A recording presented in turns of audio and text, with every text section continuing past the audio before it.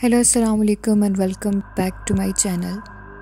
और आज की स्टोरी स्टार्ट करने से पहले मैंने अपने चैनल का इंट्रो डाला है। आई होप आपको पसंद आया होगा।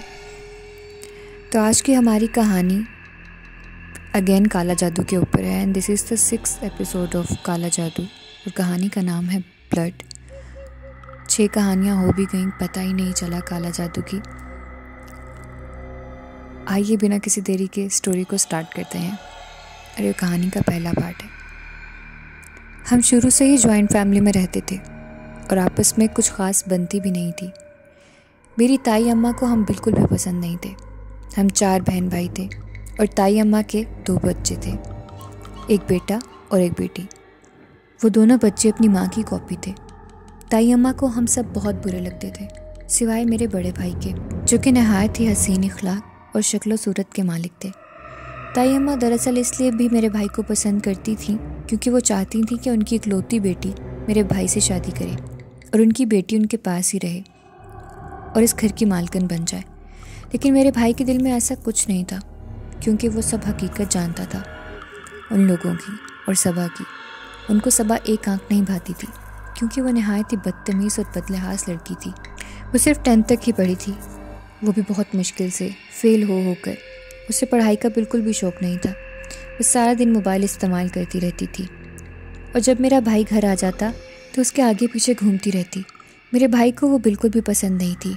उसे बहुत सादा और घरेलू लड़कियां पसंद थीं और हम लोग भी उससे ठीक से बात नहीं करते थे। मेरे भाई की तालीम मुकम्मल होने के बाद वो एक अच्छी कंपनी में जॉब कर रहे थे और मेरी अम्मी उनके लिए लड़की ढूंढ रही थी। और उन दिनों हमारे घर में रिश्ते वालों का आना जाना था। हमारे दूर के रिश्तेदार लगते थे जो भाई के लिए अपनी बेटी का रिश्ता लेकर आ रहे थे।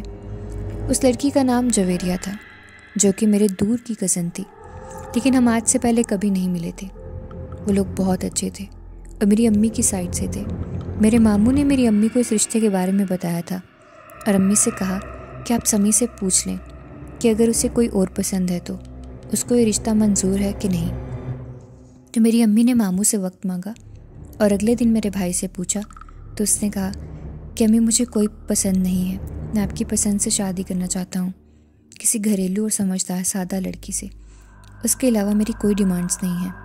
तो मेरी अम्मी भी खुश हो गई कि चलो अब रिश्ते की बात आगे बढ़ाते हैं। तो हमने कभी नहीं देखा था उस लड़की को, ना मिले थे, लेकिन अम्मी का आना जाना था उनके घर। उनको शुरू से ही जवेरिया भाई के लिए बहुत पसंद थी। उन्होंने अम्मी से कहा कि बाजी पहले आप आकर चक्कर लगा लें, हम बाद में आएंगे। हमने घर में कहीं किसी को कुछ भी नहीं बताया, क्योंकि जब आपके रिश्तेदार इतने हासद हों तो सब छुपाना पड़ता है।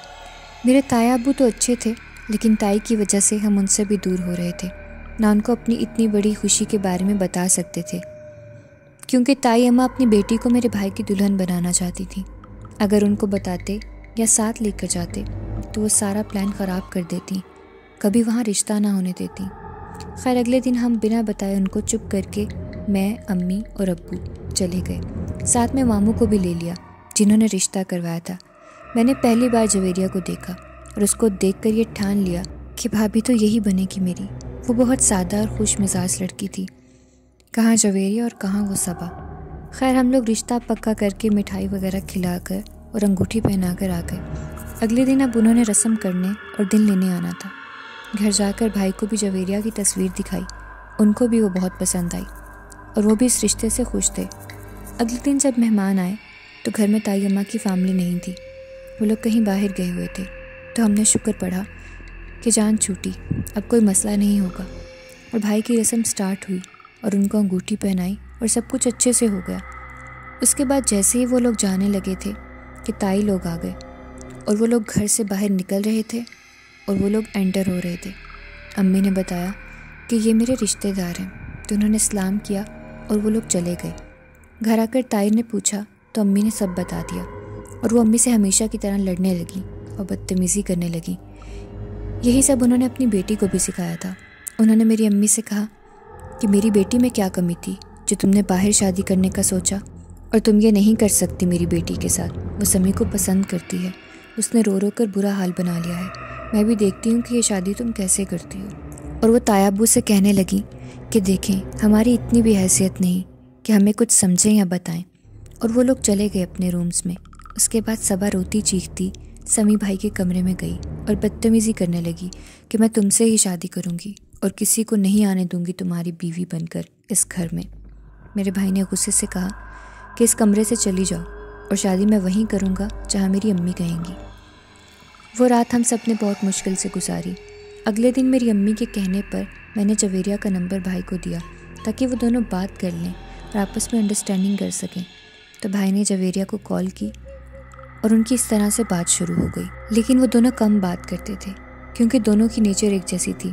ताई अम्मा से हमारा बिल्कुल सब ख़त्म हो चुका था और उन्होंने ये कोशिश की भी कि ये रिश्ता तोड़वा सकें।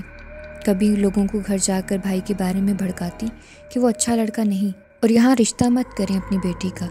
अजीब इल्ज़ाम लगाती हम सब पर।